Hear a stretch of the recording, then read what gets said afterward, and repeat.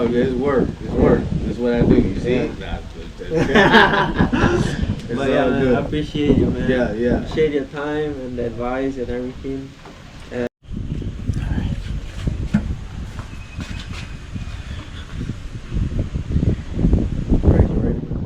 Let's do it. Hello, everyone, and welcome back. Today I'm here with Marcus in Sri Lanka. And Marcus, just before we get into the questions, would you just take a few moments to introduce yourself so that me and the people Sure. watching this can Sure. get a better understanding of who you are and get a little background? My name is Marcus McCall. I'm from born in LA, grew up in Oakland, California, and I have been traveling for 14 months this time. Yeah. Sounds about right. Mm-hmm. So let's get right into it. I have a first question that I have for you is, if you don't mind, could you let us know what is one of the greatest or proudest moments that you have in your life? Toy. I can't say that there is one, to be honest. Greatest and proudest moment. Honestly, I couldn't say that there is one. I see. Outside of now, Yeah. outside of right now, I say right now would probably be my greatest and proudest moment. Yeah, All the traveling and all of that stuff. yeah. I always do my own thing. I don't ever do the tourist thing. I'm just rambling around doing my own thing, meditating, doing whatever. So I would have to say right now is my proudest moment, for sure. Yeah. Is there a reason why you would say so? Now is the proudest moment for you? I think a little bit like what we had talked about the other night when we first met. That now is everything. If it's not now, it's nothing. You know. Yeah, that's true. I think everything, the hours, days, minutes, years, is all preparation leading up to the here and now. You know. Yep. My only job is to try to be honest with myself, honest with you. Whatever's going on in the now, if it's anger, if it's frustration, whatever it is, to address it in a healthy way, but to be honest to it. Right? Yep. That's all. That's good. So, on the contrary, what would you say is one of your biggest lessons or regrets in life?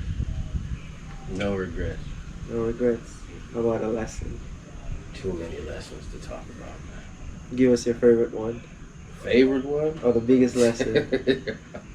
The greatest teacher of them all. I can't say that there's been one great teacher. All of them, the small and the big, all of them are important. It'd be, like I said, I'm the king of making mistakes. I wrote a poem in my thing I posted on my TikTok. Asking the question, is it a hero's journey or is it a fool's journey? And I think 100% it's a fool's journey. Fool enough to believe, right? Fool enough to have faith that I can do, I can be, I can see, right? So it's a fool's journey, man. To jump off the cliff and believe you can fly. I know I can fly. I've been flying a long time. It ain't always pretty, but yeah, it's a fool's journey, man. Millions of mistakes. I'm proud of them all. Absolutely. Millions of lessons. That's how we learn and grow, right? I think for men, for people in general, but for men in particular, absolutely. We have to embrace it, man. We have to embrace it and learn from it. Yeah.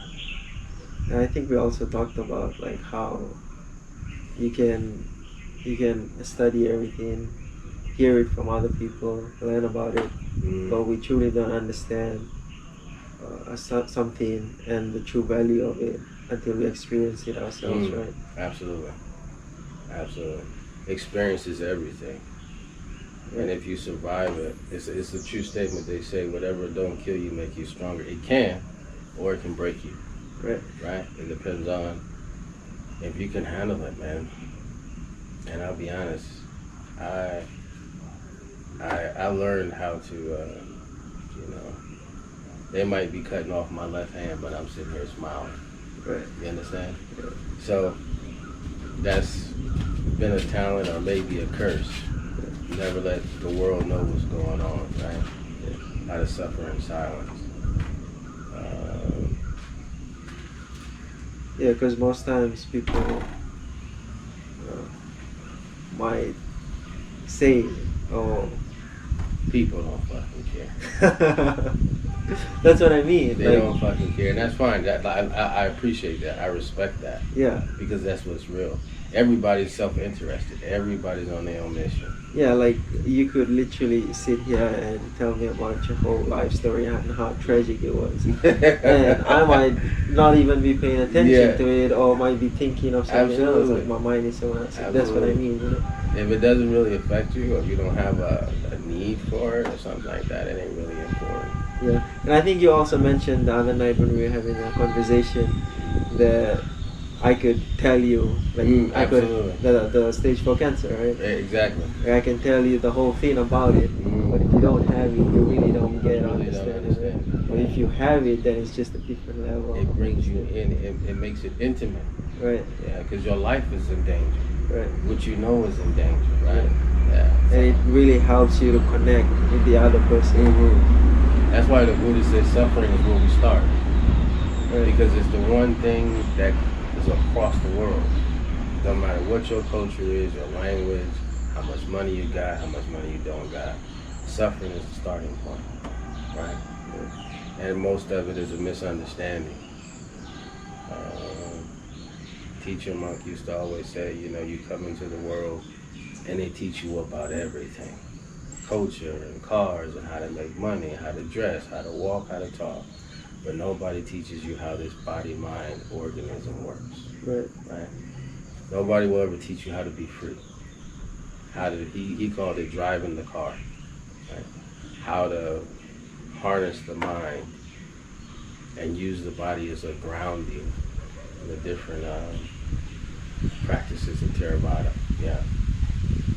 They tell you about everything because it's what? So you can be beneficial to them. Right. Nobody rarely ever gives you any information that's truly beneficial to you. Even if it's about money. Money is, yeah, okay, that's fine. We need to make a little bit of money. But true benefit is eternal, that which nobody can take from you. Which you can benefit from for lifetimes if you believe in reincarnation. You know what I'm saying? Yeah. And I think that truth, it comes from within, right? From your own understanding and discovery. Absolutely. The Buddha said you can walk in paradise in this life, in this body, right here, right now. Yeah. The hardest part is the surrender. The surrender. Surrendering to what life is, the suffering that life is. Surrendering to the self and all the strengths and the weaknesses, mentally, physically, that we have. Character defects. Right? The surrender is the hard part.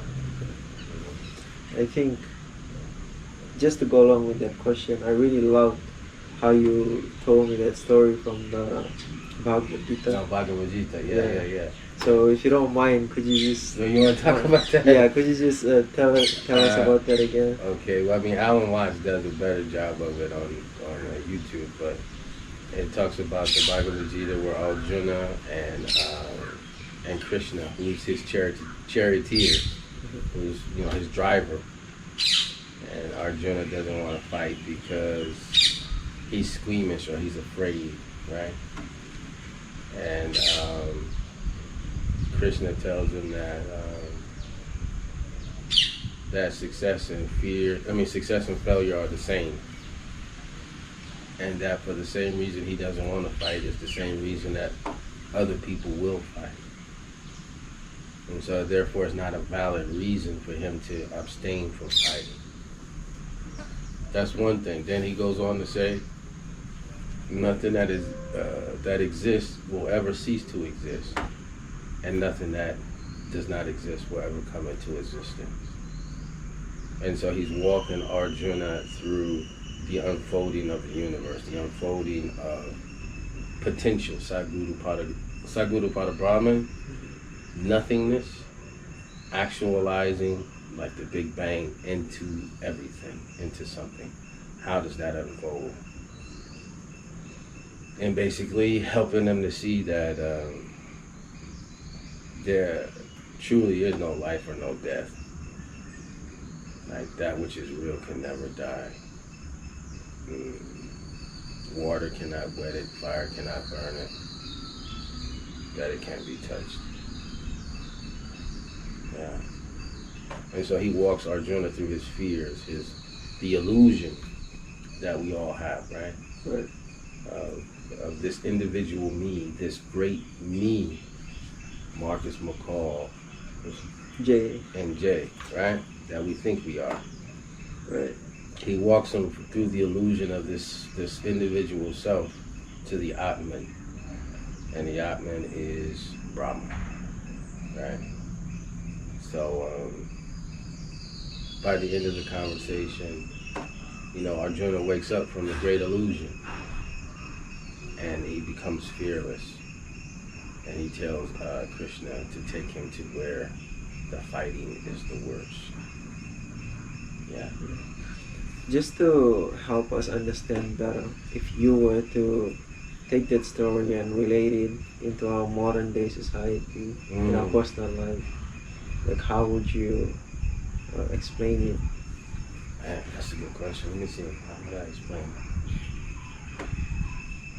Well, Ramana Maharshi, Papaji, Muji Baba, Nisa Dagarda, Ramesh Belsarki.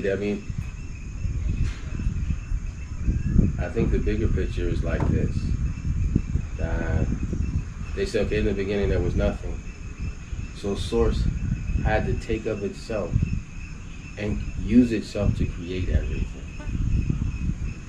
Right? So there is no me, there is no you.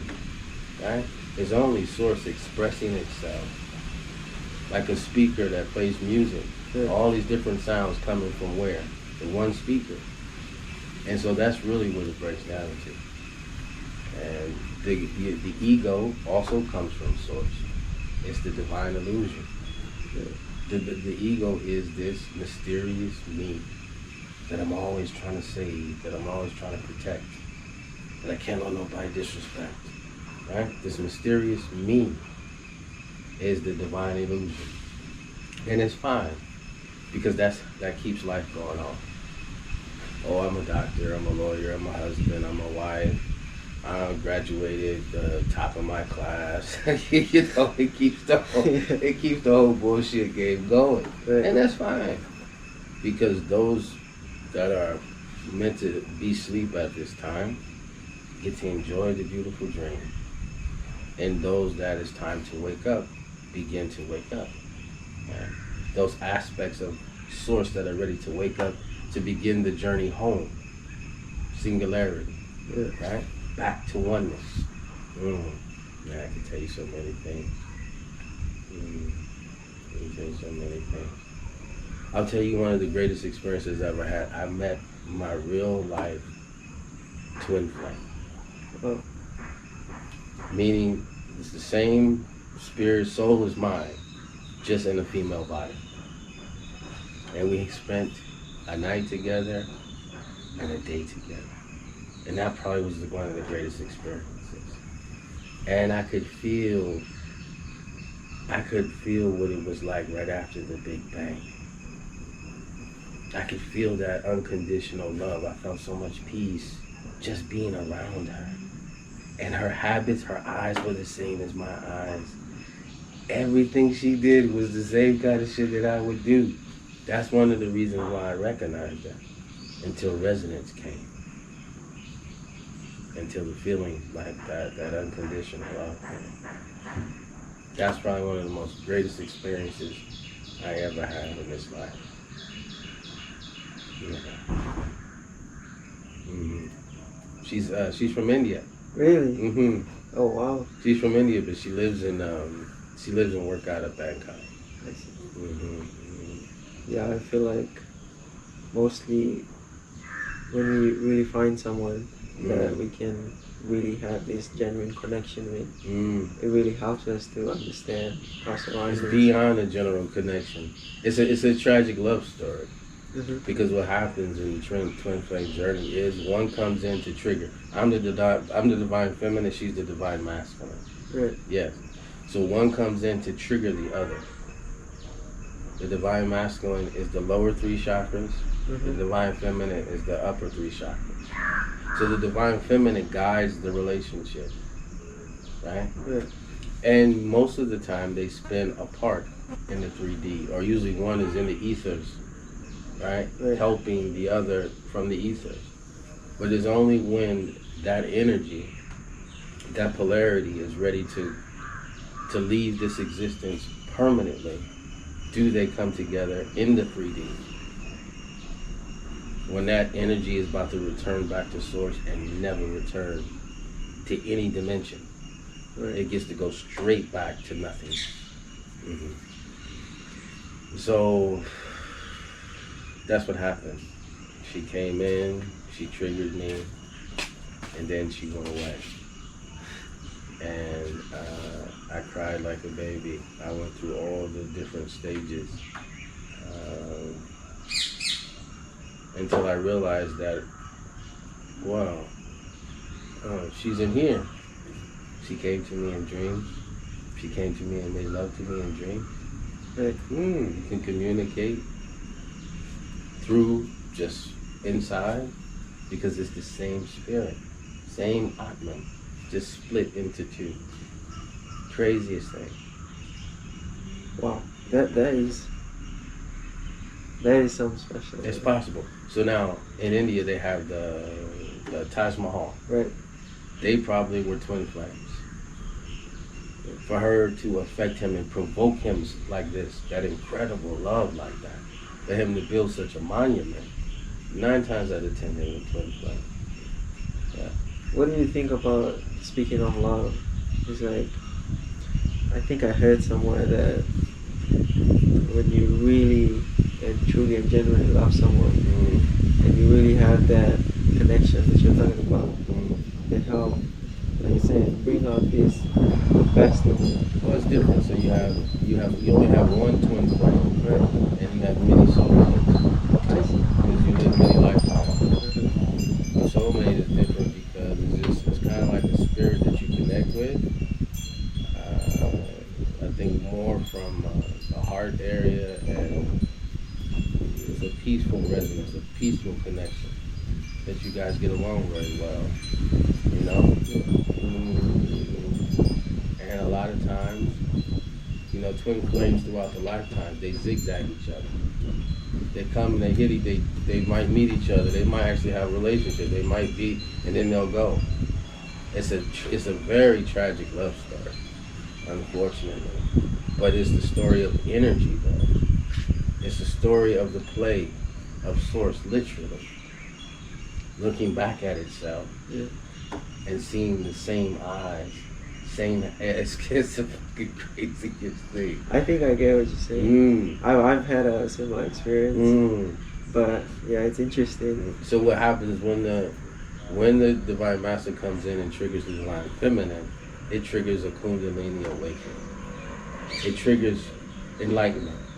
It pushes you towards enlightenment. That's what I was trying to say. I mean, like it just helps you to completely change. And well, it forces you, because what happens is the journey is not a volunteer. It's the source is like, no, this is what we're doing. This is what it is. Bhagavad Gita, Song of the Lord. Right? All of this is just a dance. It's just a dance. It's a play of energy. Mortality, right? Beyond mortality. It's a play of this one energy split into all these different parts, playing all these different characters, right? And the twin flame journey is not for everybody. I've experienced enlightenment independent of her. When I was at monasteries, different levels of enlightenment and detachment and separation. psychic abilities. Right. But of course, source always attaches me to somebody. Because it knows if it was up to me, I'd be up in the mountains alone with a whole bunch of guns and kill any motherfucker that come up there. You know what I mean? Because I fucking get tired of people. But, so of course, it attaches me to people, places, and things to keep me in the game. Because it wants to use my energy to affect other people. You understand? Yeah. Speaking of source and energy, I wanted to ask you, what do you think was the initiation from the source for you to kind of step away from everything that you were going through in your life and kind of take this journey? Again, it's not a volunteer thing. You will play again because remember, there is no you. Remember that. Just remember that. So there is no fucking volunteer. Right? Yeah. When something, just imagine, just whatever you can imagine, the Big Bang.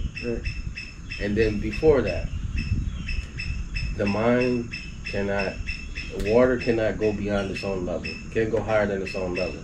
And the mind cannot comprehend that which is beyond the mind. Sadguru, Pada Brahman, nothing is beyond the comprehension of the mind. You understand? Yeah. But it's what we are deep down inside. So if that is, if it's meant for you to go on a twin journey, spiritual journey, to wake up, it's gonna happen. Literally. The source is so ruthless that your ego is just along for the ride. You can be kicking and screaming, and I do it every day. The situations and the places, a lot of things I don't want to do. I don't want to be there. I don't want to be here, right? But it's not up to me. It's not up to this mysterious me. And that's where the letting go on. Well, it's either you suffer, you have to surrender to it. It's a constant thing because it's unyielding. You can't fight against the absolute. So now, if we take that perspective and we look at everything that's going on. So people, human beings that are in this game, I'm a man, that's a woman like this. They created God. Right? So, source is not merciful. It's not. It's just like nature, right? No, it's not even nature. It's beyond nature. Anything you can see, touch, smell, taste, feel is an expression of it. But there's nothing you will ever do that you can grab hold to. Because it's nothing. It's no thing. It's beyond anything. It's beyond everything. Right? Like steam. As soon as you try to grasp it. Yeah, it's like what you're saying, like it's beyond comprehension. It's beyond comprehension. But you can find it in here. Yeah. Through meditation. Because it's all of us have a part Absolutely. of it. Absolutely. Yeah. Absolutely. Yeah. So you can never find it, but you can know everything that it's not. So when you feel something, oh, that's not me. Right? That's the body. Yeah. That's not me. Right? So it's like you do process of elimination.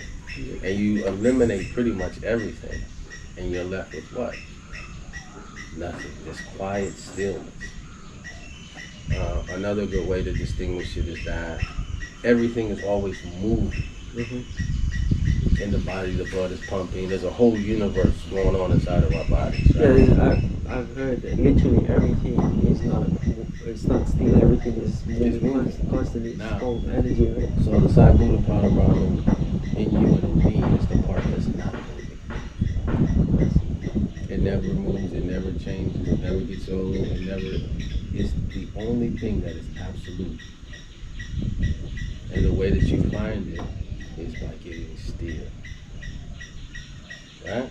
Through meditation and by learning how to become still outwardly and inwardly. Yeah. And I feel like it starts more from within. It's always within. Because remember, Sadguru Brahma is potential. Yeah. What does potential look like? What does it taste like? What does it feel like? What is potential? You don't know. Right. And then when it actualizes, the Big Bang, and then all of this stuff happens, then you get a sense of it, but still you can't grasp it. You understand? Yeah. The force that's making these plants grow. Yeah. You can grab the plant, but you can't grab hold to the force. Right. And that's what it is. It's the invisible, intangible, elusive, right? It's the finger that tries to touch its own fingertip. How can you touch your own fingertip? Yeah. You can't, because you're it. That's the funny thing. It's very interesting how you put it. Very well thought as well. Definitely shows that you spent a lot of time and thought. Not thought. Experience. Experience is because again, remember, this is the thing is everybody goes after everything with this. Right. But you can't go after nothing with this. It's no good. Yeah. So it frustrates the intelligent people. You understand? Yeah. You can't go after it with this. It's beyond that. I wrote a poem the other day. I said, I set aside my mind like I set aside my slippers before I go into the house. The mind exists because you, Sadguru Pada Brahman, exists. You don't exist because of the mind. And that's the great trick, is everybody's worshiping their mind, either willingly or unwillingly. You understand? Until you grasp hold of what you really are, and then you can harness it. You understand? And the mind is not the enemy. The ego is not the enemy. It's the sense that I am me and you are you.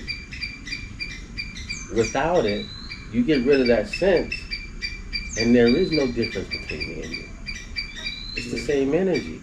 Yeah. Just in two different bodies. Yeah. If both bodies drop, then there is no fucking difference. The energy is just resonant. It's just there. You understand? Yeah, that makes sense. Yeah. I almost can cry because I can taste it. I can feel it. Everything came out of it. After the Big Bang, the feeling was immense unconditional love that you could never imagine. That was the force. And after 185,000 years, everything began to cool down enough so there could be colors. And one of the first colors was a deep, dark blue. Yeah. Does that resemble or symbolize something, the deep dark blue? No, that was just the color, one of the first colors that came. I see. Yeah, after it cooled down. But love, it's just incredible, unconditional love. Yeah. But, yeah, love is not for everybody. Love is a powerful force. And it is. It provokes people. It does. It provokes people who are still they're wrapped up in the game. This great me has them all tied up. You understand? Yeah. Feeling worthy, unworthy. Some people are not people. Some people are demons. Some people are pure pieces of darkness or evil. Yeah. Which is fine, because it all has its place. You understand? Yeah. You can't have one without the other in this game. Right. You understand? Right. Everybody always wants to be positive, and that's cool. But you also have to give the darkness its due. Yeah. Because you can't be positive without negative, right? Without it. Right. The thing is that the real power comes when you can embrace both. Right. You understand? The light and the dark, or the negative and the positive, right? When you understand that both these polarities come from source, right? When both those polarities come from source, You can't be all this side because then you're still lopsided. Right. You can't be all this side because then you're still lopsided. But when you sit in the middle and you openly embrace both parts, you become balanced. I think that's really important. I remember telling someone that literally every single bad thing or evil thing that has happened in the world, we did it, people. So people really do have this potential of really bad or really good. Yeah. Yeah. But it's not even like, again, it's just the universe, it's source expressing itself. And it's horrific sometimes because the mind has to try to put it in some kind of context so it can understand it, so it can digest it. You understand? Yeah. And those aspects, those baby killers and rapists and those aspects of darkness, which they have to be dealt with. They have to be put in jail. They have to be tamed. Right? So, but you have to be able to acknowledge that it exists, that it has its place in existence.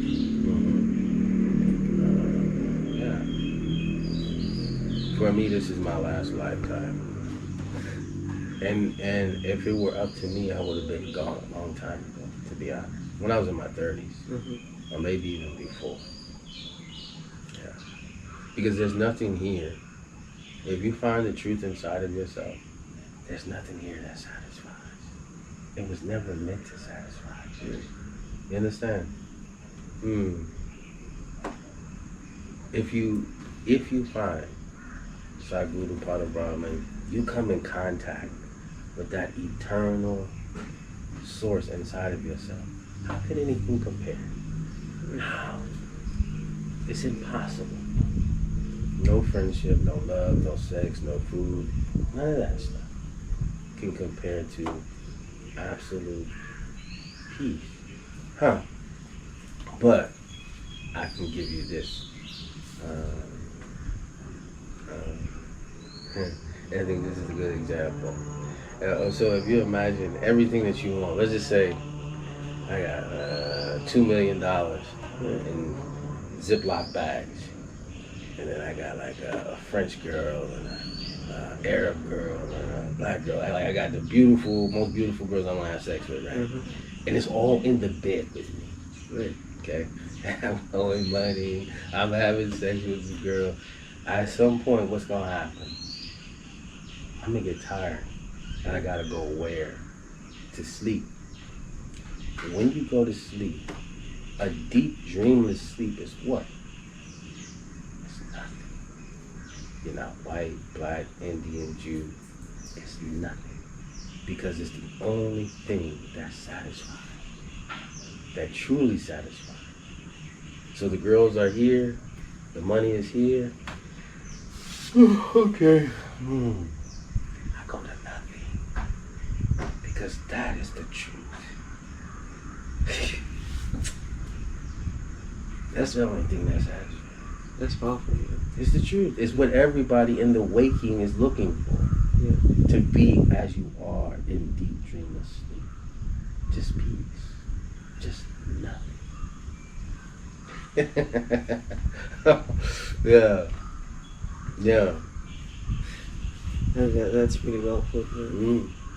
It's that nothing that everybody is looking for.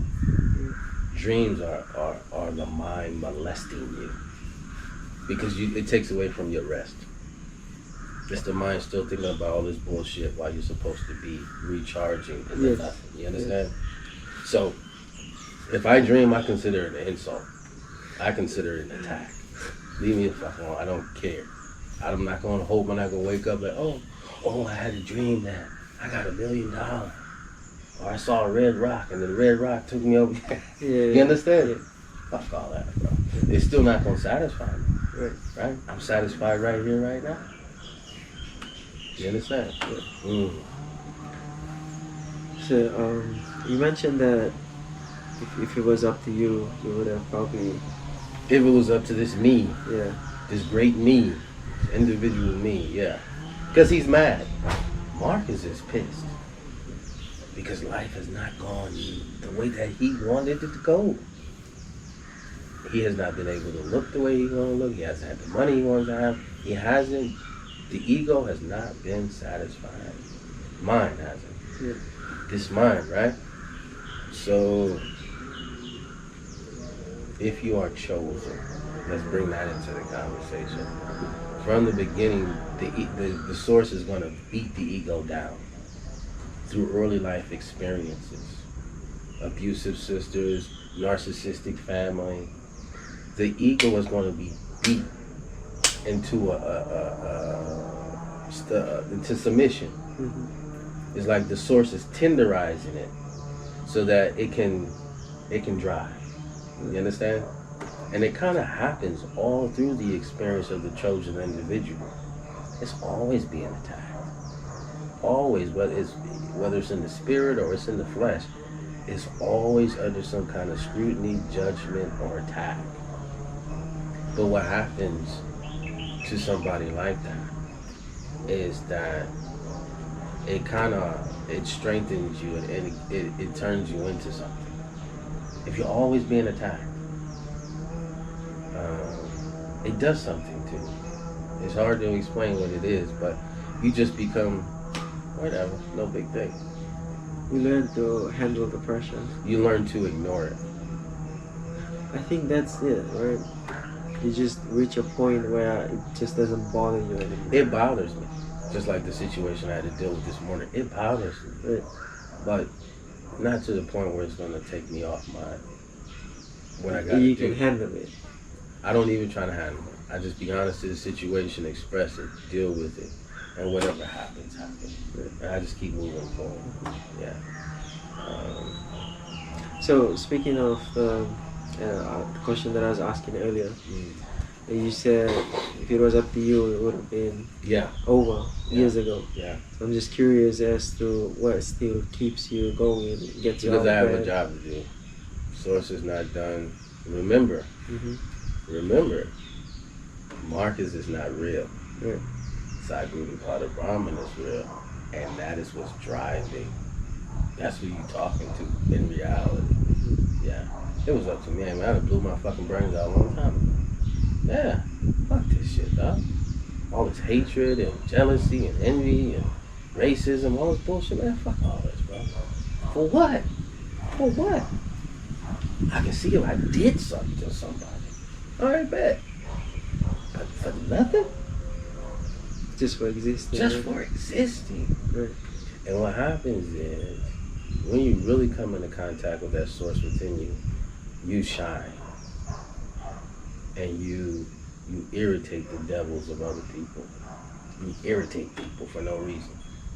Because I can still smile and laugh. Despite all that, right? Despite the fucking horrific shit I've been through, right? Right. I can still smile and laugh.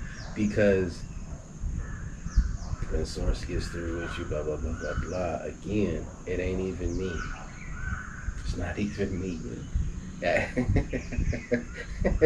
That's the funny thing about it.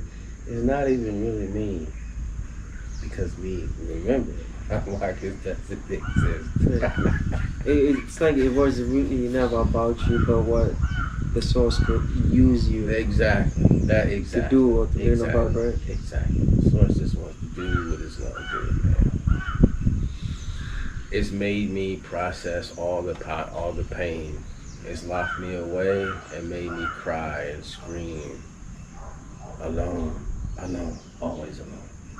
I rented a house. I rented a small house from a family in Thailand. Mm-hmm. It was something like this, but smaller. And all I could do was eat, sleep, and cry for months. That's it. It forced me to process that shit. Alone. I had to go for a ride on a motorbike so that I wouldn't scare the family. So now I'm on a fucking motorbike in Thailand, and I'm putting my hand over my mouth, and I'm fucking screaming to get out this pain. Right. You understand? Yeah. But I don't want to scare them, so I gotta go for a ride. So I'm screaming in the jungle. That's tough, man. I feel like I've definitely had moments like that as well, Mhm. where you want to just let it out. You have to. I didn't have a choice. Right, you just I literally ran out the house, jumped on my motorbike, and took off. Right. And started fucking screaming. Because I didn't want these people to think I'm fucking crazy. I didn't want to scare the shit out of them. But that pain had to come out. Right. That shit had to come out. You know what I mean? Eee. Yeah. It had to come out. I think that probably the most hurtful thing is that I've done it all on my own. It's a lonely road. Source has a job for you to do. You won't be able to have relationships really. I've been married 4 times. You know what I'm saying? Yeah. There's a few girls that I've been talking to here in Sri Lanka, but it never pans out. If it's not a part of the mission, Source will not let it happen. Right. You know what I'm saying? Maybe if you get some good sex, maybe, you know what I mean? That might help you. Like, okay, at least I had sex that time. Yeah. You know what I'm saying? At least I got a little something out of it. Yeah. But honestly, I'm so disconnected from my body to where it ain't even the same, dog. I'll be honest with you. It's nice, it's enjoyable, but once I'm done, I don't even remember that it happened. Right. You understand?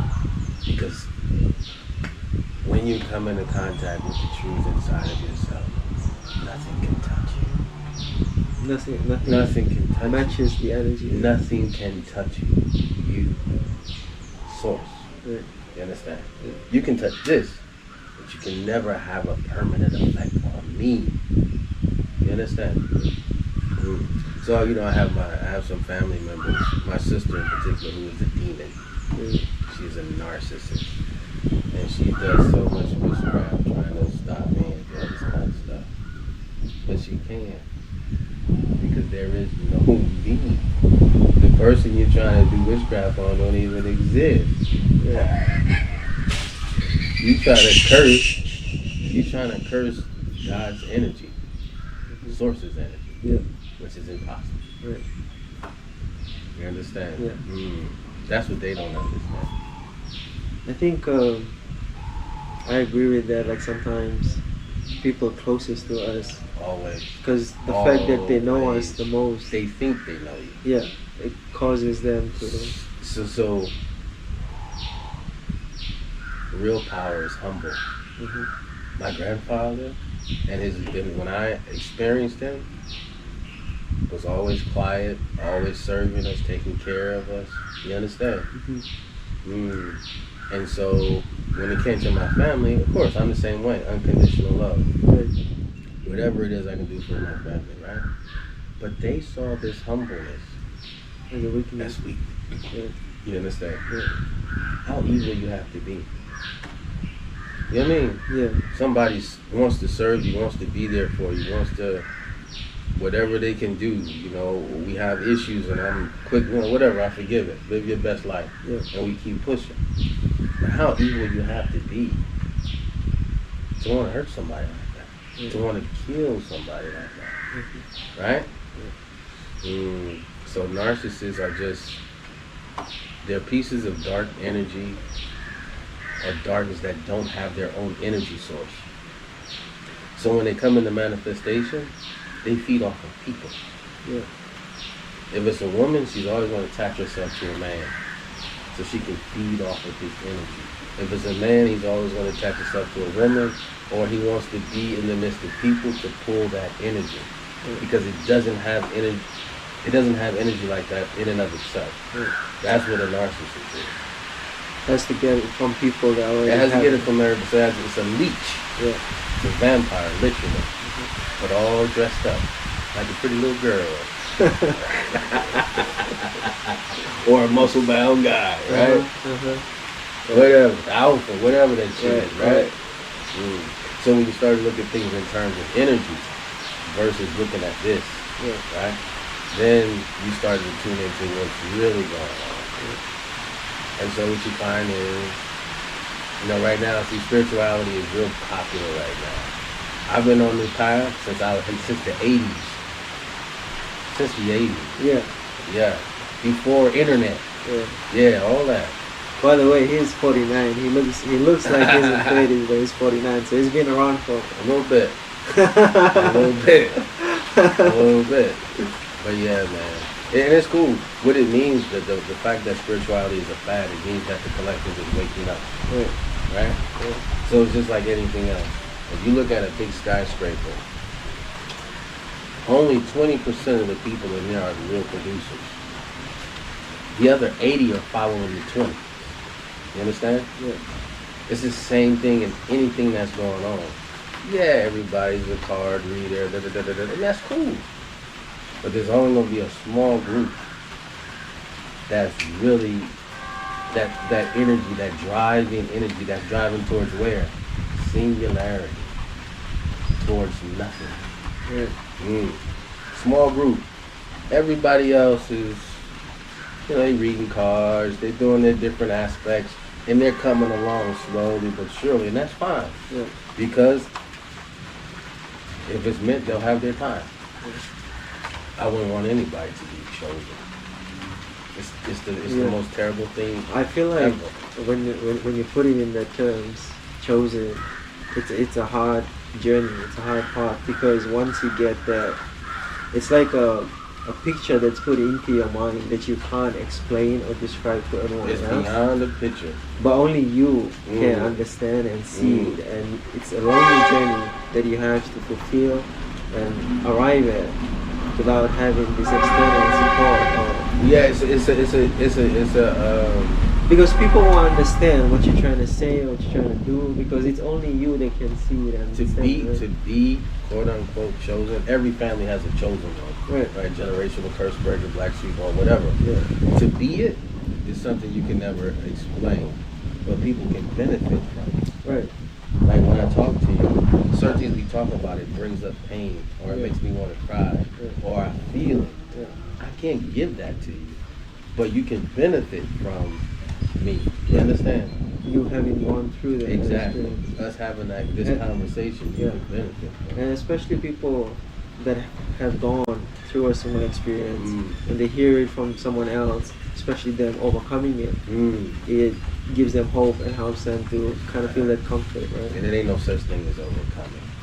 You just living through it, right? No, it's because everything that happens is shaping you and molding you and pushing you. There's nothing to overcome, even witchcraft. I love it at this point. You understand? Actually, how can you send darkness to nothing? To something that is beyond this whole experience. Right. Not Marcus, not this. But the nothing inside of me can't be touched. Yeah. It can't be beaten. And I think you're right about the fact that we can't overcome it, especially not in this life completely.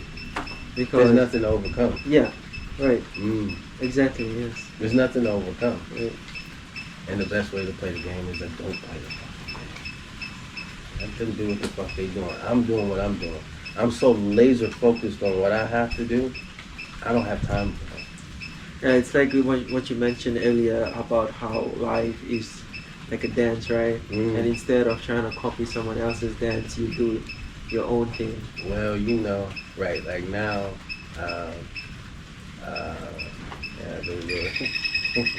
the popular word is authenticity. Right. Right? Everything is that shit crazy.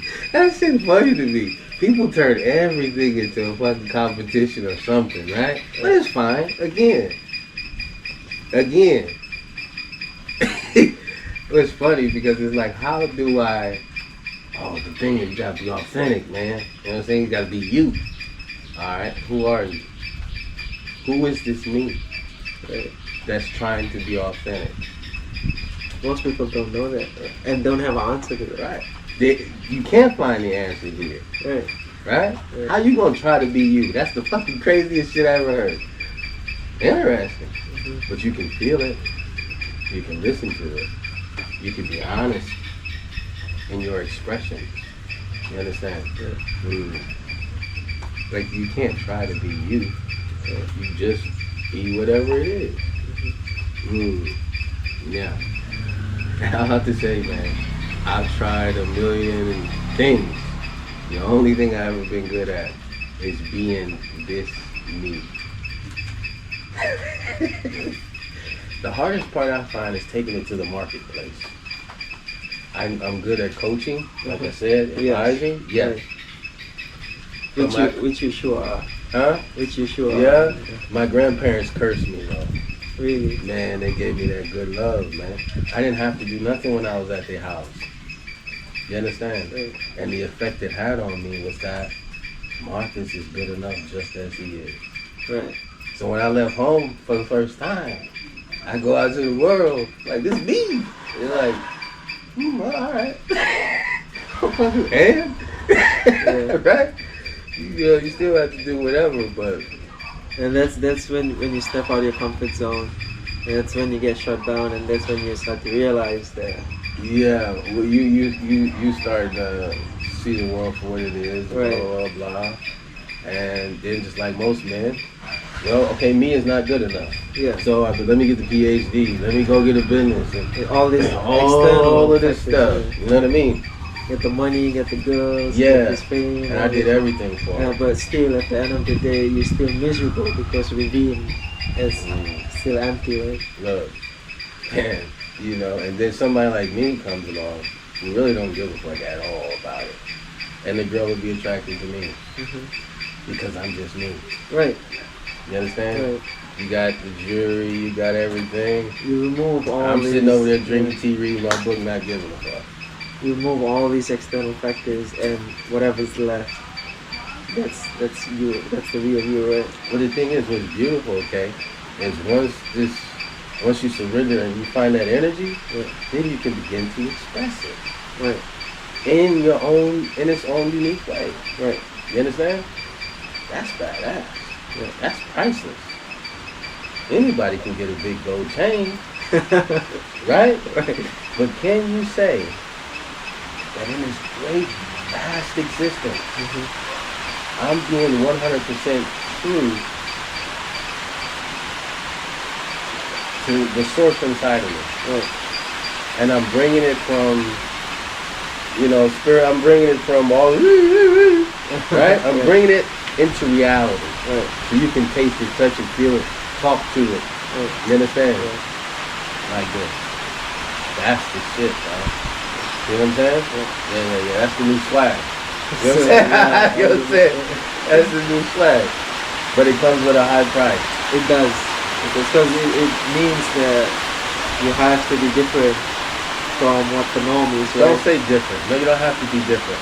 Because the point is, the source already made you because they want to express something different through you. Yeah. So you don't have to try to be different.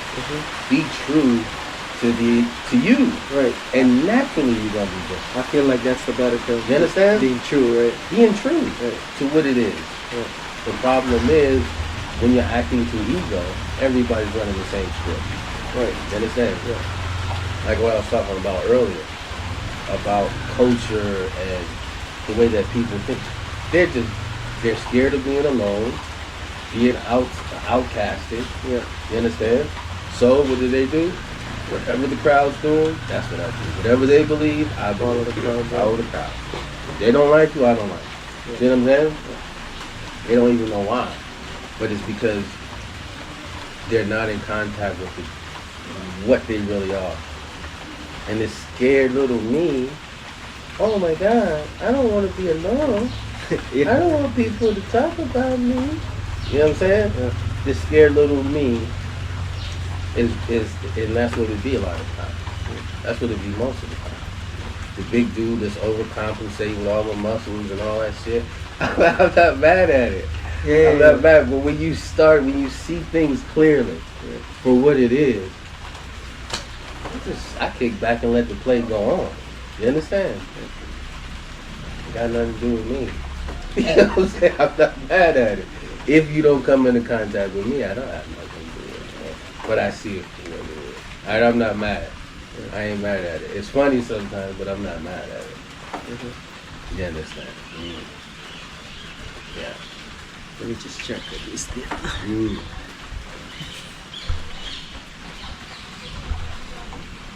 Alright. Good. I don't even know if we got to the question. Yeah, it's fine. Mm. This is the whole thing. We just get into it and we talk about everything that we want to talk about. That doesn't have to be a script that we follow. No, it's just expressing whatever you feel and absolutely, thinking. Absolutely. Yeah, but thank you so much, Marcus. But to wrap this up, I have 2 more questions for you. The second last question is, what is the one thing that you value above everything else? Freedom. Freedom. And just to be true to this, just to be true to source. That's it. Yeah. Especially at this point, I've already paid the price for it. I don't have family. My son, all my relationships, all that shit is known. You understand? I've already paid the price for it. So I'm not about to try to be like nobody else now. I just been being me my whole life, so that's all I could say. You know what I'm saying? Yeah. And would you say that this sense of freedom comes from the mind, comes from within, right? It's the whole, listen, it's all the real stuff is inside. All the real stuff is always going to be inside. Right. And it's not a sense, it's a state of being. Right? It's a thought process. Right? Yeah, I think I agree with that. It's a thought process. It's how you think and feel about your own individual self that helps you to know that am I truly free or am I not, right? I mean, do you think for yourself? Do you move for yourself? Exactly. You know, I'll tell you something. So you might see me just laying there in the bed for a long time, right? Just doing whatever I'm doing in my own world, right? Yeah. But when you're really rich, you can do that. Right. You can walk slow. Right. You can ask yourself, what do I feel? I want bananas? Nah. How bad do I want bananas? Right. You understand? Right. When you really you search yourself, what's the best use of my time? What's going on? What do I need to do right now? Is there anything I really need to do? Or do I just need to be still? Right? That's real power. That's real wealth.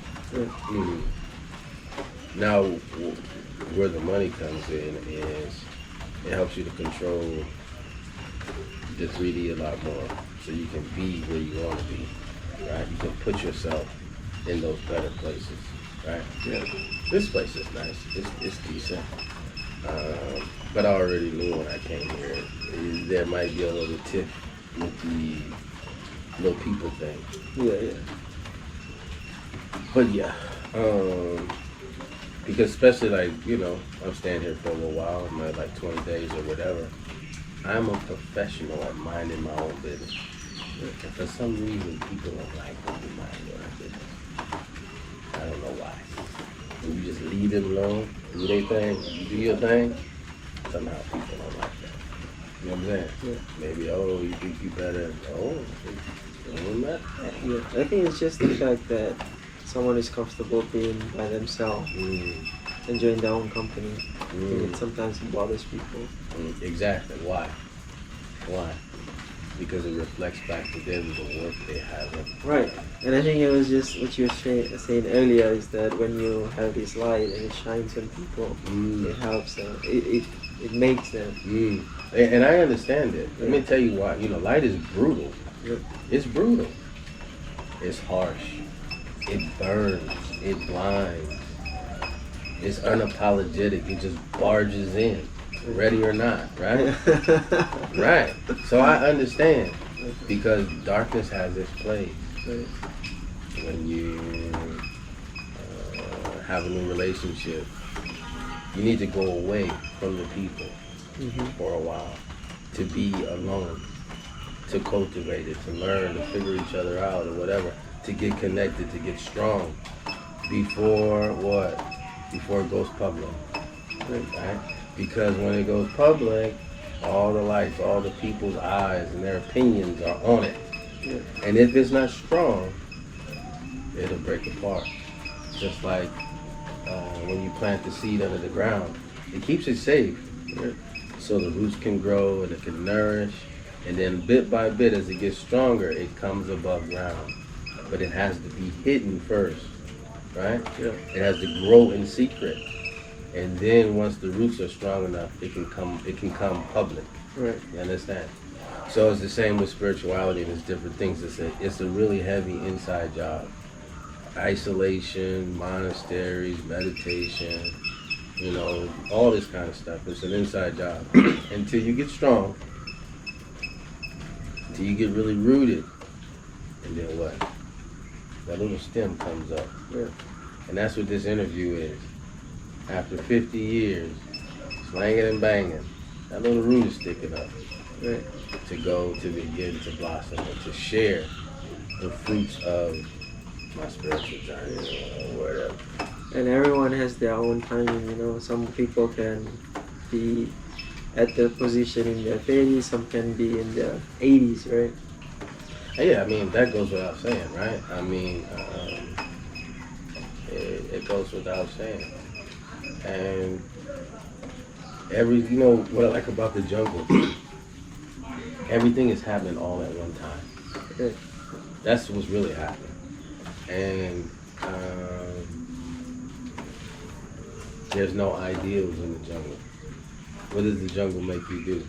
It makes you do what you have to do to survive. Right. Because everything is happening all at one time. Mm-hmm. You're not a doctor, a lawyer. You're just another creature in there trying to survive, right? Yeah. I don't know why I said that, but yeah.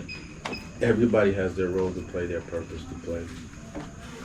And I think the success is to come into alignment with that purpose and to fulfill it. That's the only true success, man. Honestly. It is. It's fucking brutal. I wish easy life and ease on people. I really do.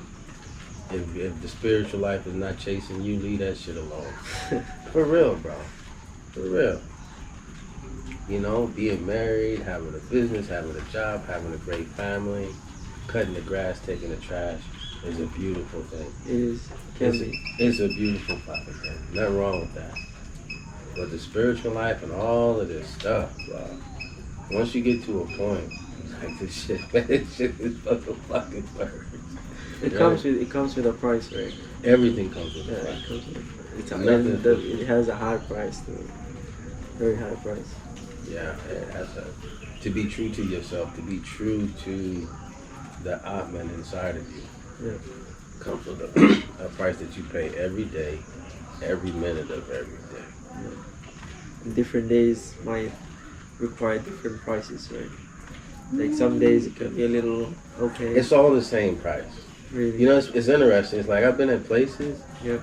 and just to go outside is a big fucking deal. Right. I'm sitting over there doing my thing, I ain't fucking with nobody. But it's always gonna be something. You understand? Yeah. It gets to that point. Because parts of it makes you magnetic. Where you attract and you pull things into you. Man, I tell you what, I get pissed off at that. Right? The last place I was staying, it was this little cat. This cat. There's tons of people staying there. Every time I eat, the cat want my food. I come out the shower, the cat is by my fucking bed. Uh-huh. Right? Meowing and shit. I'm like, you know what I mean? And I'm allergic to cats, right? I see. So I get the cat and put the cat outside. As long as I was there, the fucking cat is following me everywhere. Yeah. Right? And it pisses me off. I can attract everything but $1 million fucking dollars. You know what I'm saying? Yeah. I could attract. I remember this girl, she was sad about something. Me and her never spoke. We had a little quick conversation. We ended, as soon as she saw me, she got on me. Hey, how you doing? Then we start talking, have a conversation. And she cried a little bit and stuff. She's like, oh man, I feel better. Thank you so much for talking to me, right? And she take off. I feel fucking drained now, right? Right? But it never lets you rest. Right. It never fucking lets you rest. And it uses everything that you are to accomplish its goal. It's going to use your heart. It's going to use your desire. It's going to use your capacity to love. It's going to use your anger, right? It's going to use all those different things to achieve its goal. Right. Mm-hmm. Yeah. Well, for the last question, if you were to give one advice to someone coming up or someone that's been through the experiences that you've been through in your life, what's one advice that you would give them? I don't have any advice. No. Nope. I don't have any advice. Everybody gonna go through what they gotta go through. Source. There was a dream. There was a dream that was oneness. I took this from Gladiator. There was a dream that was Rome. It shall be realized, right? I took this from Gladiator. But I'm gonna say it like this. There was a dream that was oneness. Right? This is the dream of Source. Singularity now is the drive. It's back to singularity, back to oneness. That's why everything, people start wake up. Right? Yeah. So they can see the differences, it can express itself, it can do its thing, and it can bleed back into one. And then back to nothing. Right? Yeah.